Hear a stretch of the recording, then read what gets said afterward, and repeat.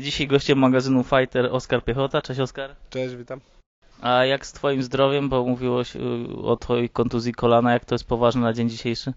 Znaczy, mówiło się o kontuzji kolana, ale no powiem szczerze, no tak do końca też nie wiem co tam jest, no jest tam, jeszcze jest w pewnych ruchach, jak wykonuję, to czuję tam takie kłucie, no nie jest to jednoznacznie zdiagnozowane, więc czekam na rezonans, ale tyle ile mogę trenować, na ile to pozwala, więc robię, w sparingach po prostu trochę uważam, no myślę, że tam nie ma nic jakiegoś, mam nadzieję, nic jakiegoś poważnego, więc może jeszcze troszeczkę czasu i wróci do pełnej sprawności. Z różnych przyczyn, często niezależnych od ciebie, twoja średnia na rok w zawodowych walkach MMA to nie więcej jak 2 walki. Powiedz, czy planujesz w tym roku zwiększyć częstotliwość zawodowych startów MMA, bo wiemy, że nie tylko nie MMA, nie startujesz tylko w MMA przecież. Znaczy tak, no powiem szczerze, no różne okoliczności się na to sprowadzały, bo no z reguły było tak, że po prostu ja chciałem walczyć, te walki gdzieś tam były odwoływane, gdzieś jedna organizacja upadła, na której miałem się bić, a wiadomo, to wszystko przeciąga się w czasie, no jeżeli chcemy robić coś też na jakimś poziomie bardziej profesjonalnym, to też te przygotowania w jakiś sposób się przeciągają, tak? Jeżeli odwołałem jedną walkę, no to jednak trzeba zrobić jakieś kolejne moment, ten okres podtrzymania tej formy, wziąć kolejną walkę, a wiadomo, że no też z tymi walkami jest różnie, no bo nie sztuka jest wziąć walkę gdzieś nie wiadomo gdzie, nie wiadomo z kim, nie wiadomo tak naprawdę za co, byleby pojechać i stoczyć, no to też nie o to chodzi, bo no też mówię, razem z menadżerem swoim staramy się tak układać to, żeby to cały czas każda walka z walki na walkę gdzieś tam pchała nas kroczek do przodu, a żeby nie było takiej stagnacji, żeby nie cofać się z tymi startami. A jak radzisz sobie z tym, że jeśli o tobie piszą i mówią w mediach, to głównie są same pochwały? Nie rozpieszcza cię to jakoś bardzo? Sam widzisz dużo swoich jeszcze rzeczy do poprawienia? Znaczy, nie rozpieszę, no ja powiem tak, no ja nie jestem osobą, przynajmniej no tak mam nadzieję, że nie staram się na siłę gdzieś się pokazywać, czy robić jakiegoś wizerunku takiego może powiedzmy pod publiczność, no staram się zachowywać po prostu siebie, robić to co umiem, tą pasję, którą staram się realizować i jeżeli ludzie odbierają to pozytywnie, no to mnie to bardzo cieszy, ale nie jest to na tej zasadzie, że zaraz przeczytam, nie wiem, czy jakąś pochwałę, czy coś i będę chodził z nosem zadartym, no bo cieszę się po prostu, że ludzie odbierają pozytywnie to co robię, a nie wiem, nie mają mnie za jakąś kolejną osobę, która gdzieś tam próbuje się pokazać w jakiś taki, można powiedzieć, bardziej komercyjny sposób. No chciałbym, powiedzmy, zasłużyć sobie na tą pozytywną opinię poprzez dobre walki, dobre starty, dobre wyniki, a nie przez to, że będę po prostu nagrywał jakieś kolejne filmiki, czy jakieś inne komercyjne rzeczy. Odzywały się do ciebie te polskie federacje KSW, FEN, czy jakieś inne zagraniczne, jeśli chodzi o podpisanie takiej umowy na wyłączność? I to pierwsza część pytania, a druga, czy ty byś się zgodził na taką umowę na wyłączność, że po prostu masz w jakiejś organizacji 2 walki w roku, ale nie możesz się nigdzie ruszyć? Znaczy powiem szczerze, no jeżeli chodzi o taką federację, którą bym w pełni chciał mieć na wyłączność, no to wiadomo, no każdy mierzy jak najwyżej.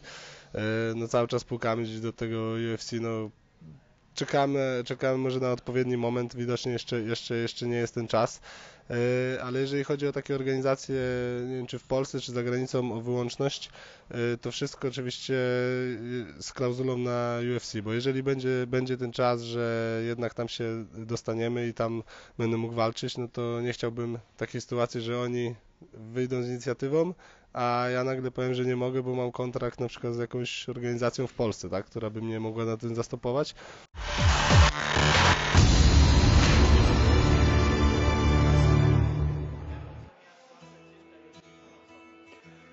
Bardzo ciężka walka. Wydaje mi się, że ze wszystkich polskich akcentów na tej berlińskiej gali UFC Krzysiek ma najtrudniejsze zadanie. Derek Bronson to jest naprawdę bardzo, bardzo solidna firma. I taka odpowiedź dla Krzyśka, czy będzie średniakiem w UFC, czy ma plany walczyć o te najwyższe cele, najwyższe rankingowe miejsca?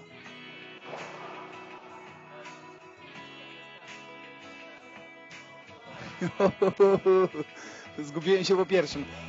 Nie wiem i nie będę typował tego pojedynku aż do jego rozpoczęcia. To jest, wiesz, trochę taki dylemat moralny, bo znam się bardzo dobrze z Szybkiem, znam się bardzo dobrze z Mabedem, znam się bardzo dobrze z Tomkiem Walem, który stał zresztą przy kilku moich pojedynkach w moim narożniku.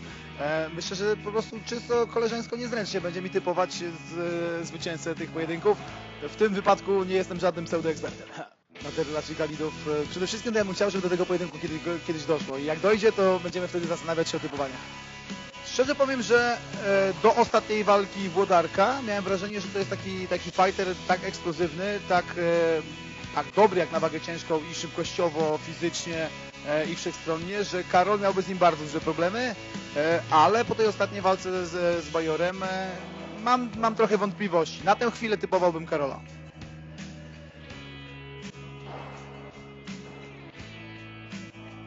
Nie, to jest za dużo roboty przy tym. Ja mam absolutnie wypełnione 365 dni w roku, 7 dni w tygodniu, 24 MMA, żeby jeszcze bawić się w organizacji gal, która organizacja jest ciężkim kawałkiem chleba. Trzeba wiedzieć, że jestem na przykład takim administracyjnym idiotą, więc przypuszczam, że połowę spraw bym zapomniał i gala by upadła, zanim jeszcze bykolwiek ktoś o mnie usłyszał.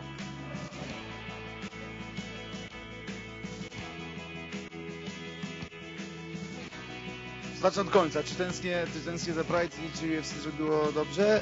No to zrobiło tak, jak uważało za słuszne. No. Ja myślę, że tutaj zagrał biznes, a nie jakiekolwiek sentymenty względem wszystkich kibiców japońskiej organizacji Pride, której ja oczywiście byłem wielkim fanem.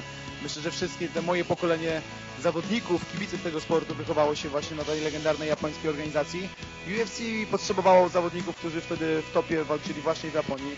Wykupując ich, ściągnęli sobie wszystkich do UFC. Normalna, biznesowa, bez żadnych sentymentów zagrywka i tyle. No to samo stało się potem ze Strikeforce. Także to jest biznes. No. A na tym poziomie już nie mówimy o biznesie na poziomie lokalnych gal MMA, tylko o biznesie, który przynosi miliony dolarów.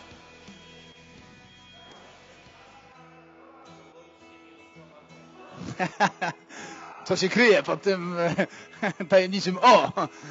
Nie boję się. Dlaczego miałbym się bać? Nie wiem, znam Mirka wystarczająco długo, żeby się go nie bać. Chyba że mówimy o jakichś, nie wiem, zamierzonych wobec mnie niecnych planach. Nie wiem, raczej się nie boję. Wydaje mi się zwariować. Boję się pająków jakby co tylko. Takich dużych, włochatych i jadowitych. Takich małych nie.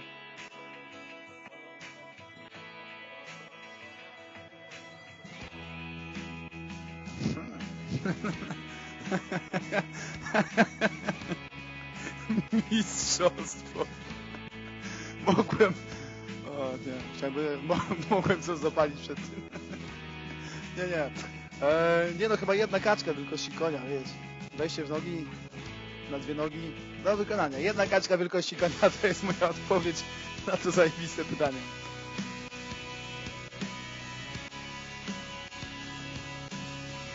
Myślę, że tak, no. No, musi być ten pas tymczasowy, tam śmiga cały czas, no. Prędzej czy później tak się stanie. No, mam nadzieję jednak, że nie będzie, że Cain Velasquez wyjdzie. To jest najlepszy zawodnik wagi ciężkiej. Absolutnie jestem jego wielkim fanem i liczę, że udowodni to niebawem po raz kolejny.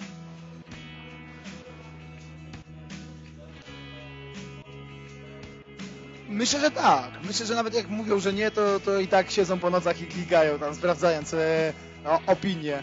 Wielu zawodników czyta Cojones, wielu organizatorów również, bo to dla nich też jest cenna kopalnia informacji, co o danym, nie wiem, pomyśle, projekcie, danym zestawieniu sądzą kibice, a dorośliśmy na szczęście już do tego, że nawet organizacja KSW, która swego czasu zarzekała się, że ma absolutnie w dupie opinię fanów polskiego MMA, którzy są marginalną częścią jej publiczności, zaczęła się z tymi fanami liczyć. Fajnie, no. Także tak, sprawdzają. Nie, ponownie walki nie oglądałem. Wydaje mi się, że po 3 rundach powinien być remis. A dogrywkę wygrała Wojnowska, więc jeżeli... Nie ma tutaj jakiejś takiej wielkiej tragedii, no. Tak naprawdę to jest pojedynek, który mógłby iść w dwie strony i nie byłoby żadnej naprawdę wielkiej tragedii i dla jednej i dla drugiej. Ukrainka była niezadowolona, w pełni ją rozumiem, bo na jej miejscu dokładnie tak samo bym się czuł. I tak siedząc, komentując, to nie to, że tu zagrał jakiś tam lokalny patriotyzm czy coś. Naprawdę, wydawało mi się, że chyba tam, no teraz nie wiem, bo w międzyczasie widziałem już ileś tam pewno set innych pojedynków, ale chyba jakoś tak się rozkładało, że pierwsza runda była dla Ukrainki trzecia na pewno chyba dla Marty i druga taka runda remisowa. Nie wiem, czy co sędzia to by inny skład był. Na Ukrainie prawdopodobnie wygrałaby Ukrainka. Tyle. Oj, to bardzo ciężkie typowanie z wielu względów. Ja jestem wielkim fanem McGregora, no może teraz nie do końca podoba mi się już ta cała szopka, którą troszeczkę moim zdaniem przekoloryzował i troszeczkę przesadza z tym kreowaniem swojego wizerunku. Oczywiście wiemy dlaczego i prawdopodobnie dostaje za to dodatkowe pieniądze, żeby jeszcze bardziej koloryzować. Podoba mi się bardziej pozasportowa postawa Jose Aldo, więc będę w tym pojedynku, mimo całej sympatii i dla stylu Conora McGregora, będę trzymał kciuki za Jose Aldo. Ja nie lubię, wiesz, tak przesadzonych zagrań, jaki funduje nam teraz Irlandczyk.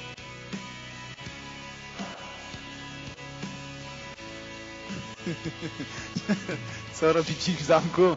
Nie mam pojęcia, ale liczę, że poznam odpowiedź na to intrygujące pytanie. Co robi dzik w zamku? No nie wiem. To było ostatnie pytanie? Szkoda, bo się rozkręcało. Najpierw kaczka, potem dzik w zamku. To dziękuję w takim razie i mam nadzieję, że przynajmniej w jakimkolwiek stopniu zaspokoję waszą ciekawość. Myślę, że będziemy wracać do tego cyklu odpowiedzi na różne pytania, również te głupie, w miarę często. To tyle. Pozdrawiam z Legia Fight Club.